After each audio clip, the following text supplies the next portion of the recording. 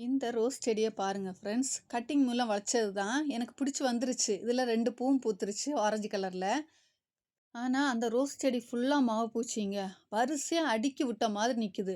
எல்லாம் பெருசு பெருசா இருக்குது. சரி, பார்க்க பெருசு பெருசா இருக்கேன்னு சொல்லிட்டு எடுத்தா, வந்தா வந்துகிட்டே இருக்குதுங்க மாவு பூச்சி. அவ்வளோக்கு நெறைய இருக்குது. பார்க்க ஒரு சின்ன குச்சி தான் ரோஸ் செடி நட்டு விட்டேன். அதில இவ்வளோ மாவு பூச்சியா? அப்படிங்கிற மாதிரி நெறைய மாவு பூச்சிங்க. ஏன் இந்த ரோஸ் செடியிலேருந்து நான் பொறுமையா எல்லாத்தையும் எடுக்கிறேன்னா, அல்லனா மருந்து அடிக்கலான்னு சொல்லிட்டு நான் விட்டுட்டு போயிட்டேன்னா, எனக்கு மருந்து அடிக்கிறதுக்கு எனக்கு டைம் கிடைக்காம போயிருதா, நான் மறந்தும் போயிடுறேன். சரி வேணாம், மருந்துனா வேப்பெண்ணெய் தான் அடிப்பேன். சரி அந்த டைமுக்கு நான் இன்னும் மறந்து போயிட்டேன்னா என்ன ஆயிரும்னு சொல்லிட்டு நான் என்ன பண்ணிட்டேன், கையிலேயே எடுத்துட்டேங்க. கையில எடுக்கிறனால ஒண்ணும் நெனச்சுக்காதீங்க. அதில பாருங்களேன், எறும்பு வேற அந்த மாவு பூச்சிய அரிச்சுக்கிட்டு இருக்குது. அந்த அளவுக்கு நெறைய.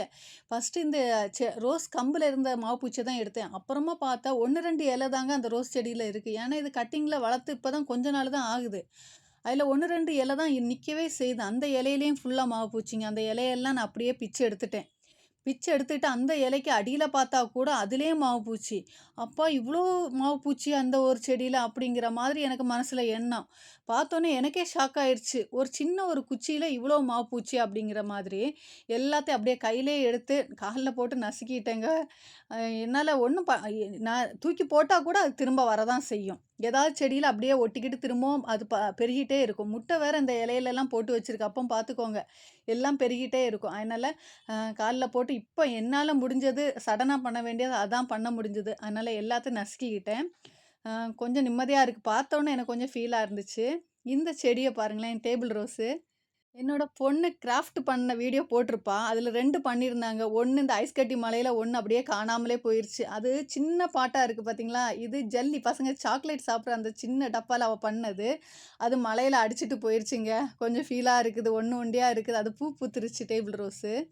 இத ஏன் காமிக்கிறேன்னா, இது ஒரு டொமேட்டோ செடிங்க. சின்ன செடியா எடுத்து இந்த கோணி பையில மண் கலவ ரெடி பண்ணி நட்டு வச்சு ஒரு 4 நாள் தாங்க இருக்கும். நேத்தைக்கு ஞாயிற்றுக்கிழமைல நான் மாடி மேல அவ்வளவா வரல. எனக்கு கொஞ்சம் உடம்பு சரியில்ல. எனக்கு கொஞ்சம் டயர்ட் ஆனனால நான் வேலைய முடிச்சுக்கிட்டு நான் படுத்துட்டேன் கொஞ்ச நேரம். என் வீட்டுக்காரர் என்ன பண்ணிட்டாருன்னா, அது நான் மண் கலவ ரெடி பண்ணி வச்சிருக்கேன்னு சொல்லிட்டு, அந்த தக்காளி செடியோடு எடுத்துட்டு போய் இந்த செடி பாட்டுக்குள்ள செடிய நட்டு விட்டுட்டாருங்க. இந்த டேபிள் ரோஸ. காலையில எழும்பி இன்னைக்கு வந்து பார்த்து செடிய தேடி பார்த்தா, அது அந்த டேபிள் ரோஸுக்குள்ள இருக்கு. திரும்ப எடுத்து நட்டு வச்சிருக்குது. இனி என்ன பண்ண போறான்னு எனக்கு தெரியல. அழகா பிஞ்சு வெள்ளரி பிஞ்சு வச்சிருக்குதுங்க. பார்த்தீங்களா? ஒண்ணு பார்க்காம விட்டு சடனா பெருசாயிருச்சுங்க. இது பார்க்காம விட்டாலே கடகடான்னு பெருசாயிருது. சரி அது ஒண்டியா விதைக்கி விடலான்னு நெனச்சுக்கிட்டு இருக்கேன். இந்த வீடியோ பிடிச்சா லைக் பண்ணுங்க, சப்ஸ்கிரைப் பண்ணுங்க. Thank you. பாய்.